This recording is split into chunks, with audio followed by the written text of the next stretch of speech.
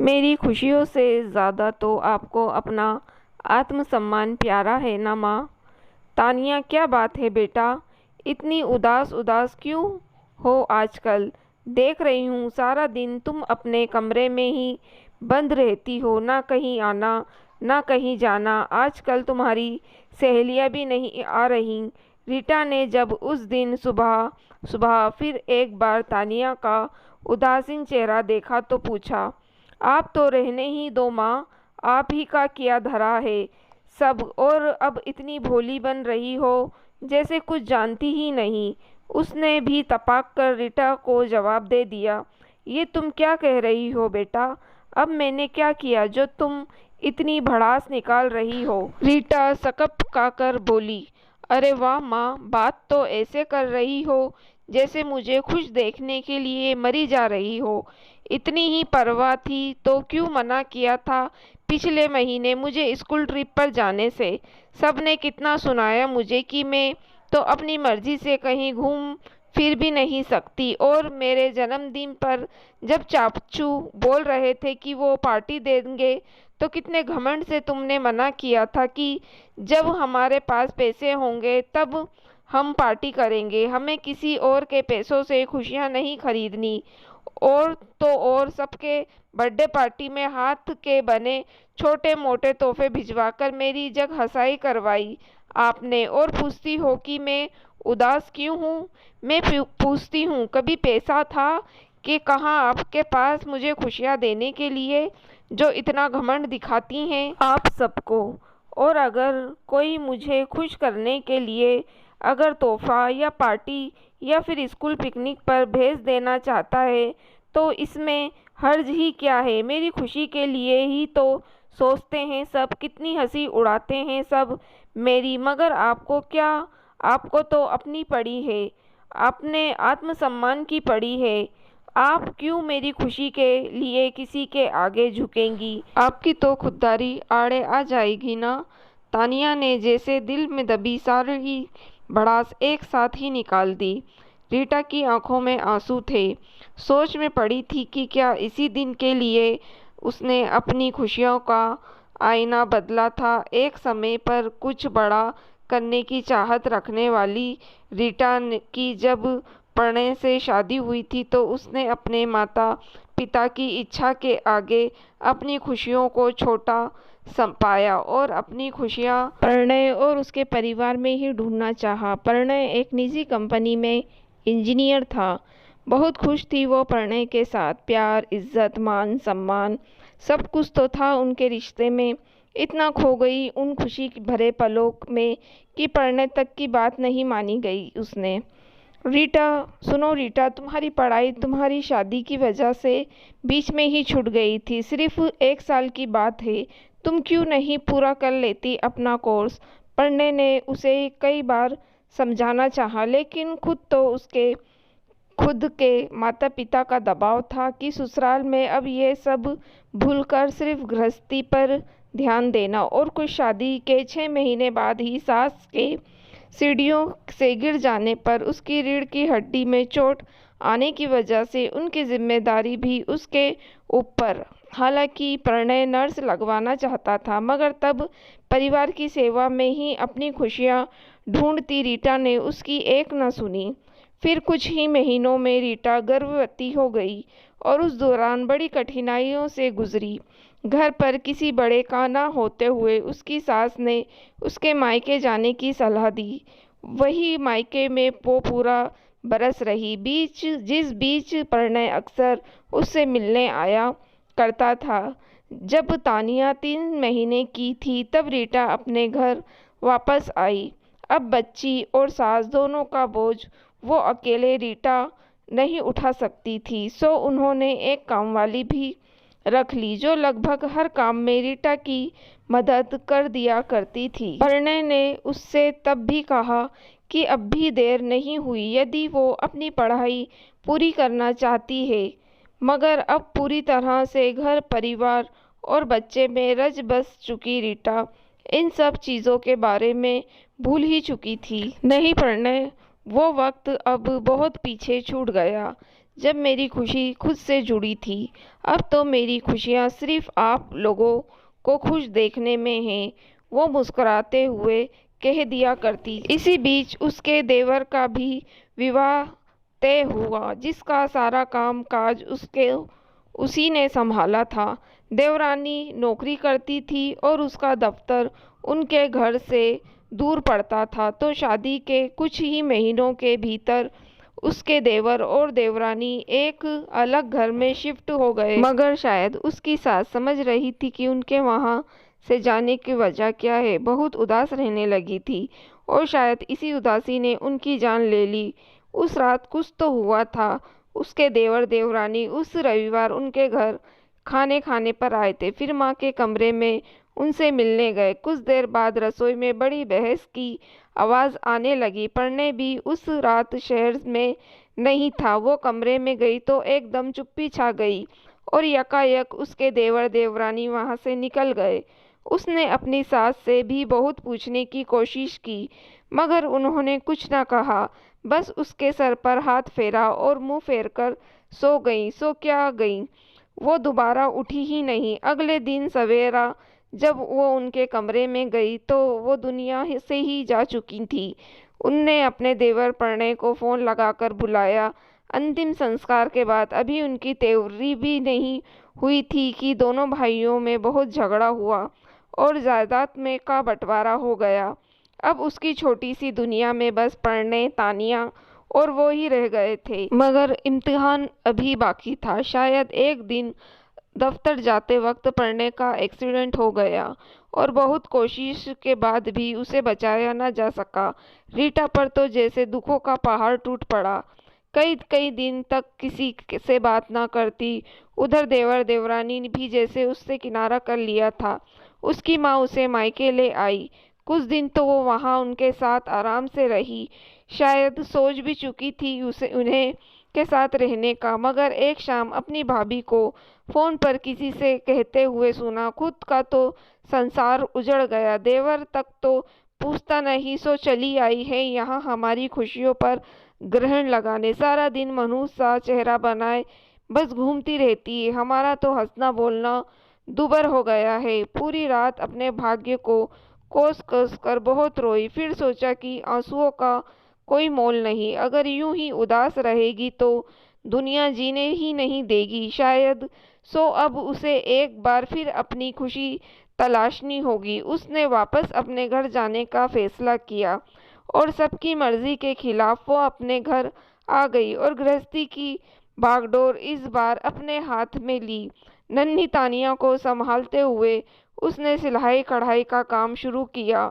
तब इतना काम नहीं मिलता था उसे और प्राइवेट नौकरी की वजह से पढ़ने की भी कोई पेंशन नहीं थी। तानिया की स्कूल फीस भरनी थी तो सोचा देवर से मदद मांग ले।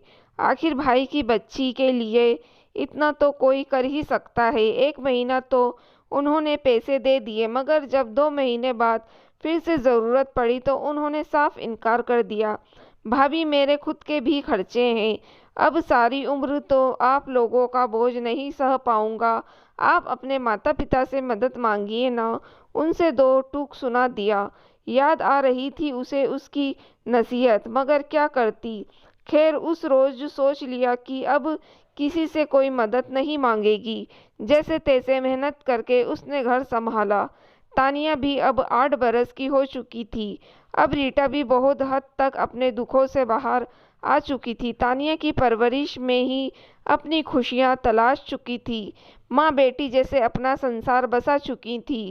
अब सिर्फ तानिया की खुशी के लिए ही मायने रखती थी। इसी बीच उसके लिए एक रिश्ता भी आया था। वो लोग काफ़ी अमीर थे। उनके बड़े बहू के स्वर्गवास के बाद वो अपने बेटे की दूसरी शादी करना चाहते थे, जिससे पहले ही एक बेटा और बेटी थे, मगर उन्होंने तानिया को स्वीकार करने से इनकार कर दिया।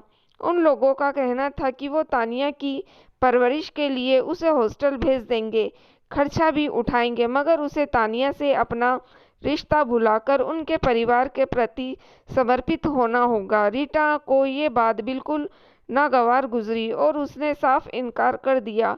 शायद अगर वो विवाह हुआ तो वो रीटा अपने दुख को पीछे छोड़ता हुआ बहुत आगे निकल गई होती, मगर जिस बेटी के लिए उसने सब ठुकरा दिया और उस दिन रात अकेलेपन से लड़कर मेहनत करके उसे पाल पोस कर इतना बड़ा किया, वही आज उसे कह रही थी कि उसे उसकी खुशियों की जरा भी परवाह नहीं।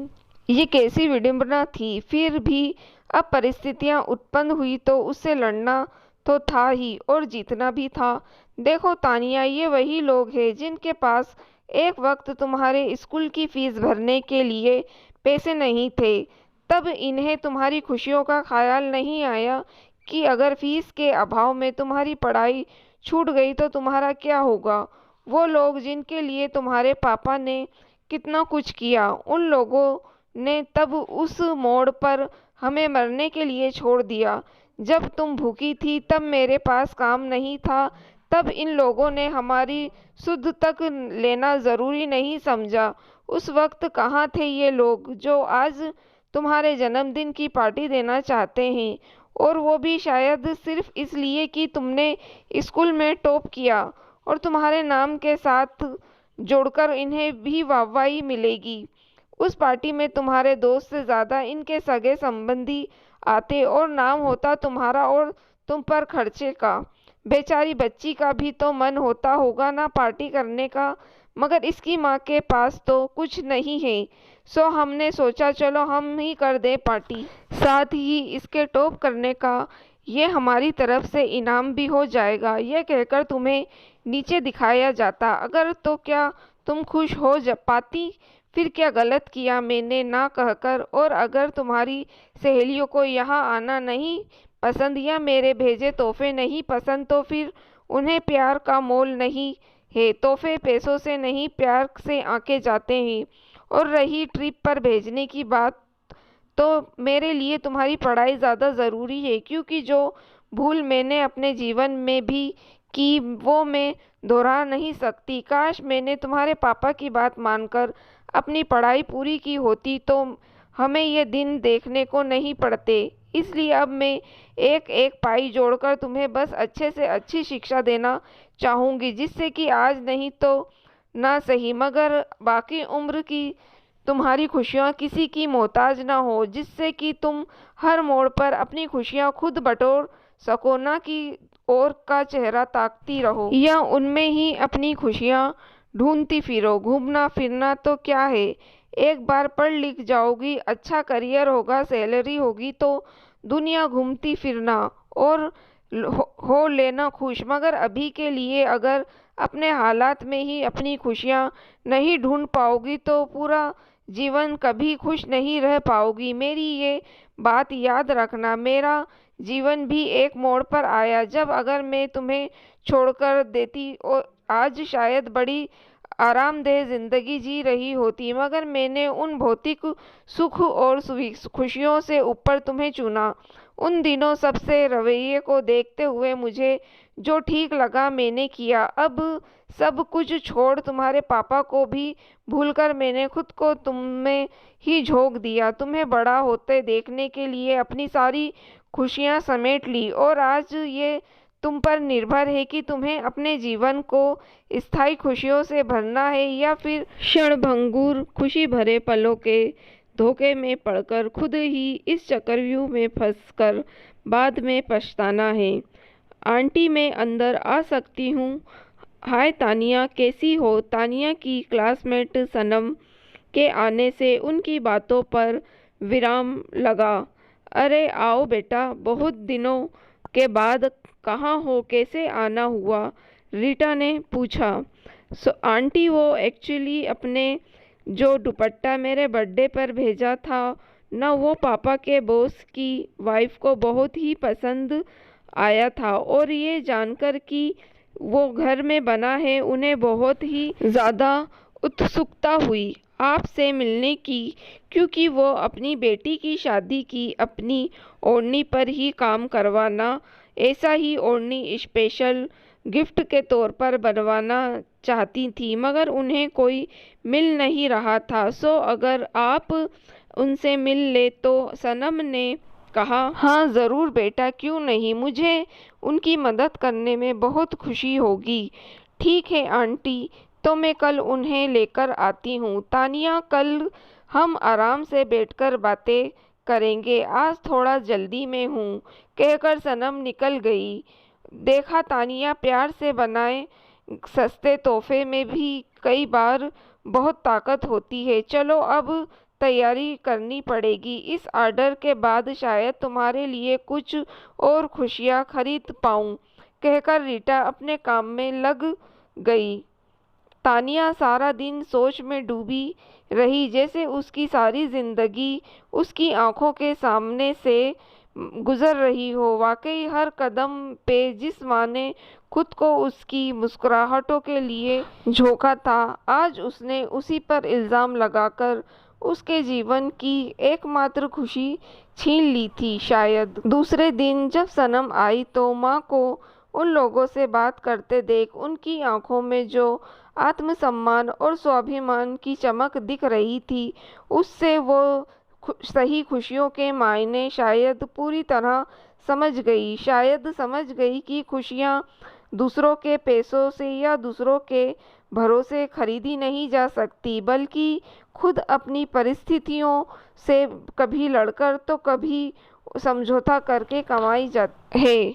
मुस्कुराते हुए माँ के गले लगकर बोली, माँ माफ़ कर दो माँ मुझे, क्योंकि अभी मैं ना समझ हूँ, नहीं जानती कि जिन खुशियों की तलाश में मैं हूँ वो तुम्हारे आंसुओं से होकर गुजरेगी। मगर अब नहीं माँ, अब मैं भी तुम्हारी तरह खुशियाँ कमाऊँगी, अपने लिए नहीं, हमारे लिए। आजकल के युग में हमारे बच्चे बहुत हद तक भौतिक सुख को असली खुशी का ज़रिया समझ बैठे हैं। तोहफे, कपड़े, समर कैंप, स्कूल ट्रिप और पार्टीज वगैरह में दिखावेबाजी की जैसे होड़ सी है। एक स्पर्धा का माहौल सा हो गया है। महंगी गाड़ी में दोस्तों को देखते हैं तो अपने लिए भी डिमांड कर बैठते हैं। क्लासमेट कहीं फॉरेन ट्रिप पर जाते हैं तो वो उदास हो जाते हैं। इन्हीं सब के चलते आजकल बच्चों में अवसाद के केसेस में भी बढ़ोतरी देखने को मिल रही है। ऐसे में माँ बाप कई बार खुद ही समझ नहीं पाते कि क्या किया जाए और अक्सर बच्चों की इच्छाओं के आगे झुक जाते हैं। मगर सोचिए कि इन समस्याओं का हल नहीं है, बल्कि इससे तो समस्या और बढ़ेगी, क्योंकि अब असली खुशियों के मायने बच्चे कभी समझ नहीं पाएंगे और हर मोड़ पर बस अपनी डिमांड पूरी होना ही उनकी खुशी बन जाएगा, जो बिल्कुल गलत है। दोस्तों, अगर आपको कहानी पसंद आई हो तो आप मेरे चैनल को सब्सक्राइब ज़रूर कीजिएगा और मेरी वीडियो को लाइक और शेयर भी ज़रूर कीजिएगा। Thank you for watching.